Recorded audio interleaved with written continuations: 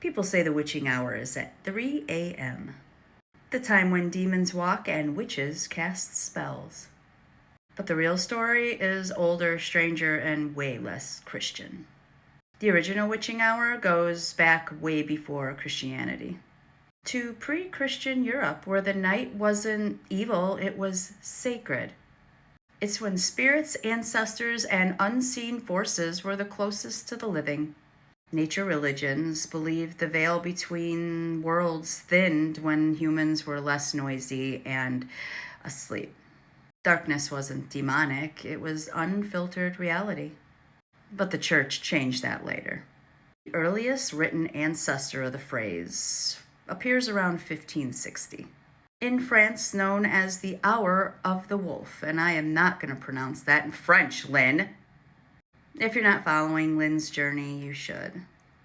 It's all about vulnerability, not evil.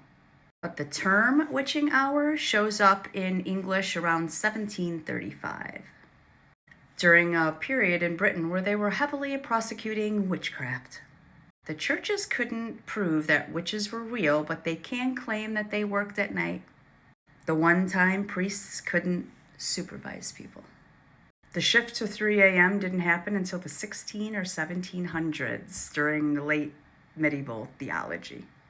Christian scholars claim that Jesus was crucified around 3 p.m. So 3 a.m. became basically like a mocking hour. There is no scripture of this. It's religious symmetry and not doctrine. The real reason why people feel uneasy around those hours is biological, not supernatural.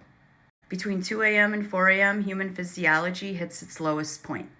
Body temperature drops, blood pressure dips, melatonin peaks. And the brain is most prone to fear and hallucination. Your nervous system is basically saying, congratulations, you're the weakest link. So the witching hour wasn't born of Satan. It was born in a moment where humans are harder to defend, harder to wake, and easier to frighten. Pagans saw it as a doorway. The church rebranded it as a threat. Biology explains the feeling, and fear does the rest. The night didn't become evil. It just became a place where no one in power can control.